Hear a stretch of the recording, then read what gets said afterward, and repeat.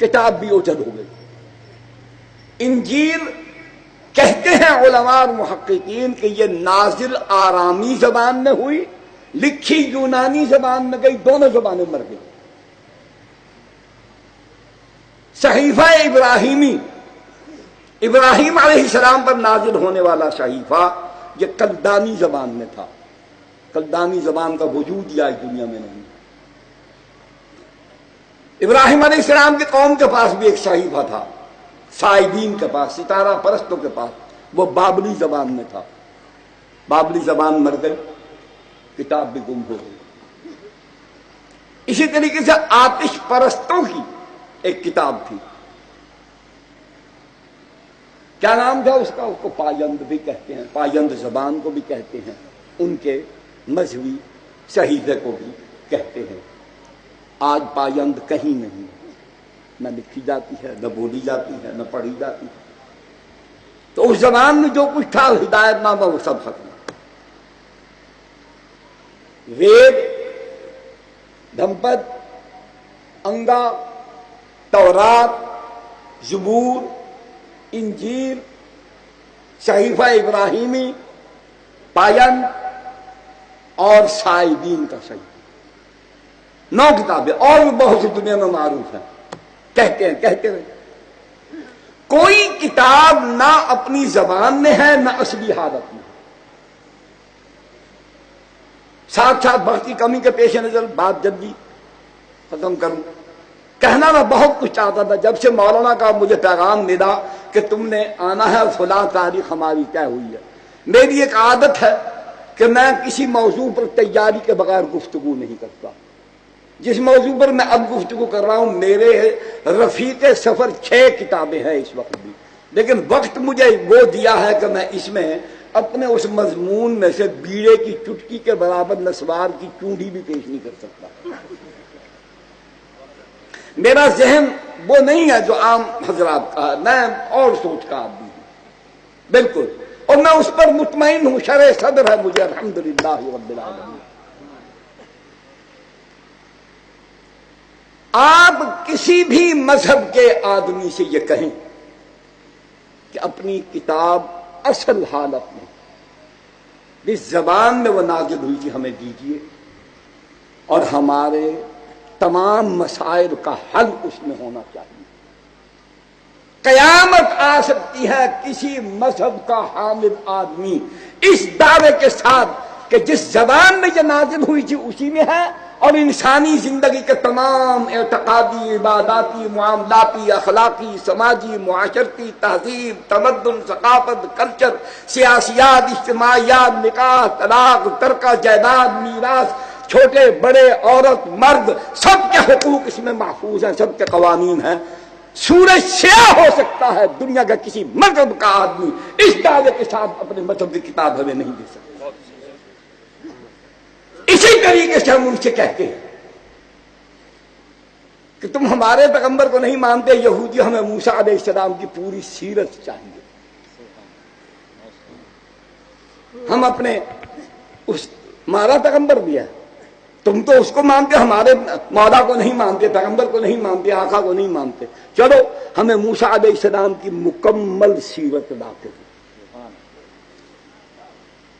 کہہ دیں گے جاؤ، میں یہاں بیٹھا ہوں، یہاں پر ان کا نمائندہ وہ کہو، ان سے اسرائیلیوں سے کہو، دنیا کے کونے کونے میں پھیلے ہوئے یہودی، ان کے ایجنٹوں، دلالوں، ان کو کہو جاؤ موسیٰ علیہ السلام کی مکمل سیرت ماں کی گود سے لے کر قبر کی آغوش تک بتاؤ۔ عیسائیوں تم بڑے ٹاپتے پھرتے ہو، بڑے پھدکتے ہو، بڑے اچھلتے کودتے ہو، سرکس کے بندروں کی طرح تم کلابازیاں کھاتے ہو، جاؤ عیسیٰ علیہ السلام کی پاک مطہر زندگی جب تک وہ اس دنیا میں رہے میں مکمل لا کر دو۔ نہیں لا کر دے سکتا۔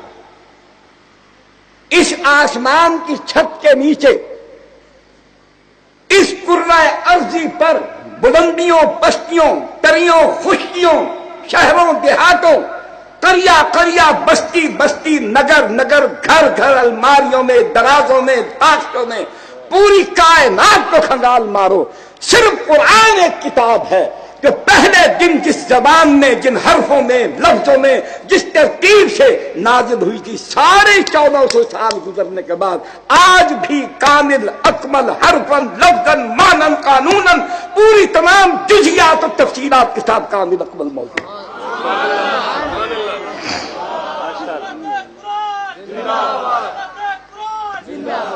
کسی نائی کے نال میں جرأت ہے کہ اس کا حقیقی ہونے کا انکار کر کے دکھائے،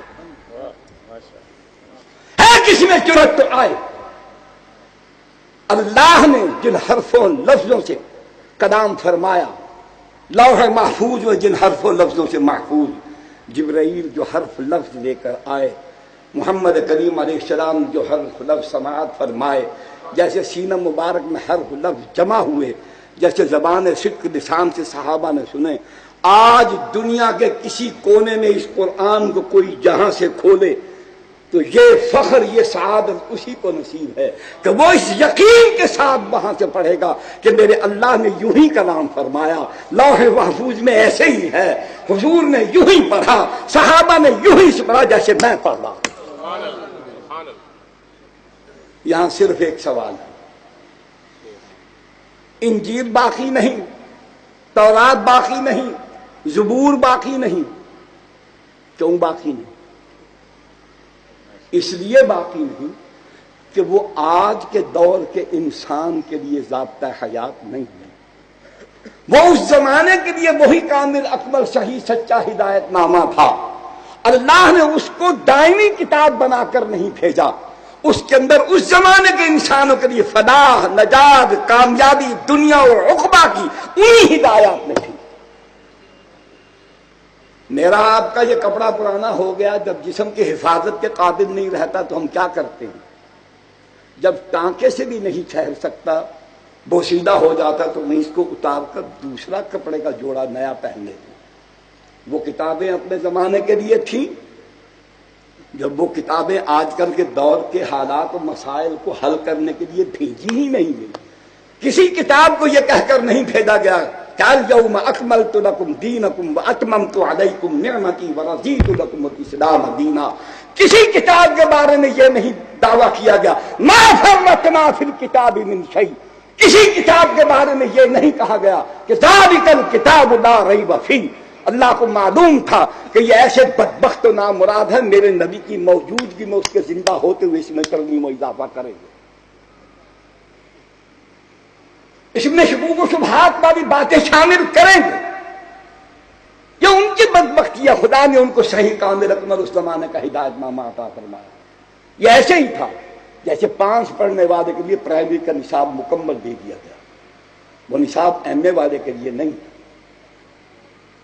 جیسے قرآن پڑھنے والے کے لیے اس کو الفاظ کے مخارج، ادائیگی، اس کو شا سین صاد کا مخرج بتا دیا، یہ قاعدہ پڑھنے کے لیے یہی قانون ضروری تھا۔ تو جب آگے چلے گا تو اگلی کتابوں کا قانون چلے گا، اس سے آگے چلے گا صرف و نحو آئے گا، پھر اصول آئیں گے، پھر قوانین آئیں گے، اس طریقے سے چلتا جائے گا۔ جب تکملہ ہو جائے گا تو اب اس تکملہ جس نے کرنا ہے اس کے لیے پرائمری کی کتابوں کی ضرورت نہیں۔ پرائمری کی پرائمری کے لیے تھی، مڈل کی مڈل کے لیے تھی، میٹرک کی میٹرک کے لیے تھی، بی اے کی بی اے کے لیے، ایم اے کی ایم اے کے لیے۔ سوال صرف اتنا ہے، پھر اس کو سوچو، بدھ الذین یحمقون الصالحات، تم ہو بدھ الذین یحمقون الصالحات۔ جو کتاب اللہ نے زندوں کے لیے بھیجی تم نے مردوں کے لیے رکھ چھوڑی۔ احکامات و ہدایات کی مردوں کی ضرورت نہیں ہے، زندوں کو ضرورت ہے کہ یہ کرنا ہے یہ نہیں کرنا، حلال حرام کی پہچان اور شناخت، پاک اور ناپاک، امر بالمعروف نہی عن المنکر، یہ زندوں کے لیے ہے۔ تو جب تک زندوں نے اس زندہ کتاب کو اپنے ساتھ رکھا تو اس زندہ کتاب نے ان کو آسمان کی بلندیوں پر کھڑا کر، تم زندہ نے اس زندہ رکھنے والی کتاب کو مردوں کے لیے رکھ دیا، تم زندہ مردوں سے بدتر ہو گئے۔ جب 313 تھے اس زندہ کتاب کے ساتھی تو دنیا کی اپنے وقت کی زبردست قوتوں پر غالب تھے۔ آج کچھ علامے فہامے دلائی لامے الٹے سیدھے پاجامے ہمیں سبق یہ پڑھاتے ہیں بیدام کے بودم پڑی تے وقتاں نو پھڑی اکھوں امی تے نا نور بھری کیاری دا نا غلام فاطمہ کہ ہم ضعیف ہیں، ہمیں ضعیفی کے دور کا جہاں جب قانون طریقہ اختیار کرنا چاہیے. اونٹ کے کوہان کی بلندی پستی والی زبان بولنے والے، تیرے زبان کے انترے ماترے مرکیاں اور گراریاں میں سب جانتا ہوں. 10 موبائل تو خرید سکتا ہے، وہاں تو ضعیف نہیں ہے. ایئر کنڈیشن 60-70 لاکھ کی پچیروں تیرے پاس آ جائے تو ضعیف نہیں ہے. جب جہاد کے لیے جانا پڑے تو تیری 60 شلواریں بھرتی ہیں، 1 گھنٹے کے اندر تو ضعیف ہو جاتا ہے. وہاں تیری سوچ ضعیف ہی تجھ پر غالب آتی ہے. 70 صحابہ کو تو کہتا ہے کہ انہوں نے یزید کی بیعت کی تو اس لیے نہیں کی کہ یزید نیک تھا، مجھے اس سے کوئی بات، نیک تھا تو نیکی اس کے ساتھ، برا تھا تو برا اس کے ساتھ. اللہ نے نہ مجھے اس کے بعد اس کی نیکی کا پوچھنا نہ بدی کا مجھ سے. لنا اعمالنا ولکم اعمالکم. گالیاں نکالنے والے گالیاں نکالو، تم جانو وہ جانے خدا جانے. ہم تو اس بات کا جواب پوچھتے کہ 70 صحابہ کی بیعت کو تم نے ان کی ضعیفی قرار دیا تو سیدنا حسین رضی اللہ تعالیٰ ان کے بارے میں کیا فرماؤ گے؟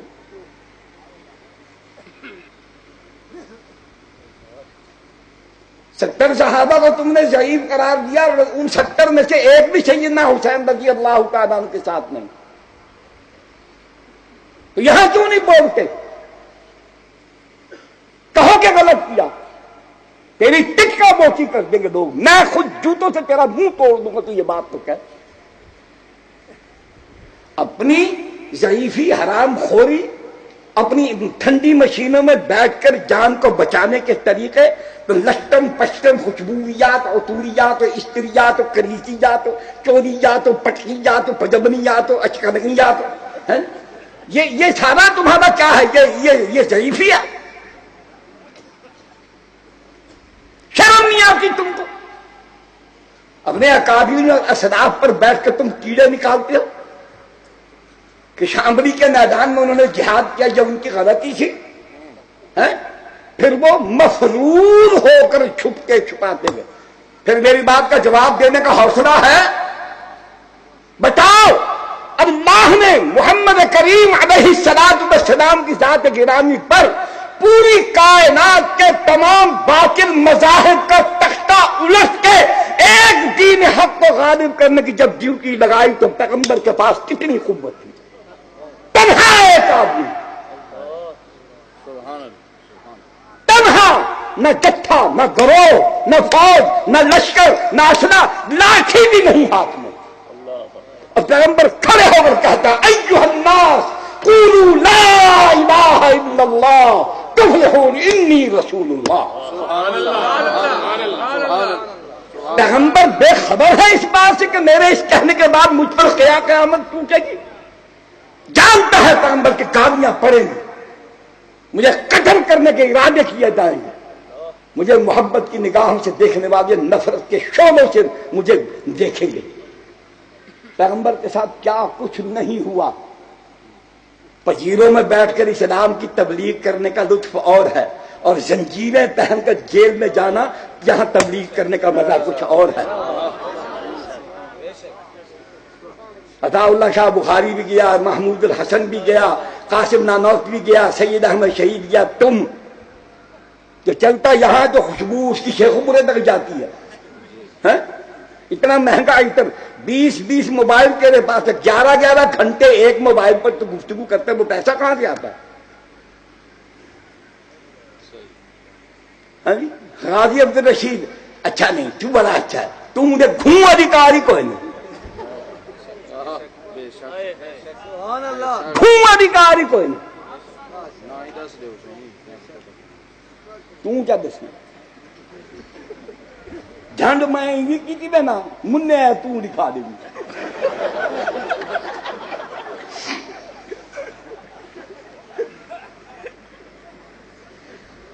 اور غیرت پسند کھیل گئے اپنی جان پر، غیرت پسند کھیل گئے اپنی جان پر، مرتا ہے مرد آن پر، نہ مرد نان پر.